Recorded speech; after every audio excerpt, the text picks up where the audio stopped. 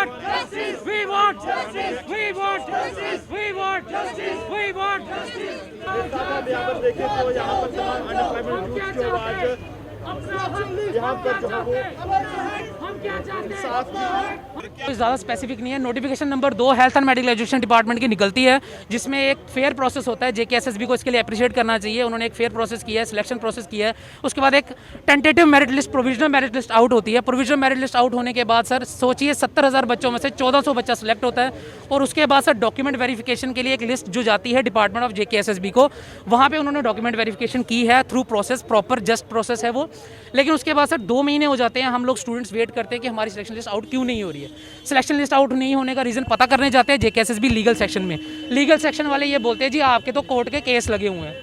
हम तो चकरा जाते हैं कि कोर्ट का केस क्यों हो गया, क्योंकि हमें तो नहीं पता कि कौन कॉन्ट्रैक्चुअल एग्जिस्ट करता है कौन नहीं करता है। ये तो एक इंटेंट निकला है डिपार्टमेंट का, जिनमें रिक्वायरमेंट बनती है और वो रिक्वायरमेंट के हिसाब से प्रोसेस फॉलो हुआ है और रिक्रूटमेंट हुई है। लेकिन वो बोलते हैं जी JNK श्रीनगर में हाई कोर्ट के विंग में लगा हुआ है आपका केस, उसकी भी एक सर रिजल्ट आता है। उसमें हाई कोर्ट ने डिसीजन दिया जाता है सिंगल बेंच में कि इस सिलेक्शन प्रोसेस को आप फॉलो कीजिए और सिलेक्शन लिस्ट आउट कीजिए, and 7 post should be reserved. हम ये पूछना चाहते हैं 7 पोस्ट किस लिए रिजर्व कर रहे हैं? क्या वो जो 7 पोस्ट रिजर्व होंगी, क्या उन 7 बच्चों के साथ अन्याय नहीं होगा? क्या इनजस्टिस नहीं होगा? उन्होंने भी फेयर प्रोसेस में पार्टिसिपेट किया है, 1.5 साल पार्टिसिपेट करके, मेहनत करके, पढ़ाई करके, अपनी प्राइवेट नौकरियां छोड़ के इस प्रोसेस में पार्टिसिपेट किया है। उनके साथ इनजस्टिस नहीं होगा?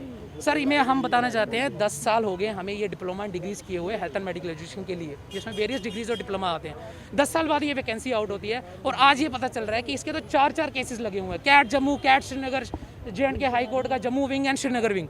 सर मुझे ये बताएं हम कितने केसेस लड़ेंगे? पहले बताइए, एक ही नोटिफिकेशन क्या है गवर्नमेंट ये 4 केसेस को क्लब नहीं कर सकती थी, और एक ही आंसर नहीं निकाल सकती थी, एक ही रिजल्ट नहीं निकाल सकती थी कि इसको लिस्ट को फॉलो किया जाए?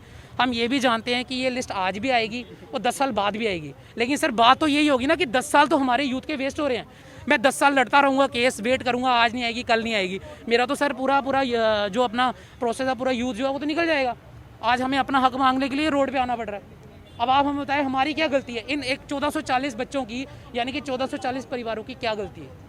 क्या वो प्रोसेस में फॉलो करते हैं, रिक्रूटमेंट में फॉलो करते हैं, फॉर्म भरते हैं, एग्ज़ाम के लिए पढ़ते हैं? एंड में नुकसान भी हम ही भरे। आज यही हालत सारे यूथ की है, सारा यूथ रोड पे है, किसी से छुपा नहीं है, पूरे जम्मू एंड कश्मीर की जनता से छुपा नहीं है।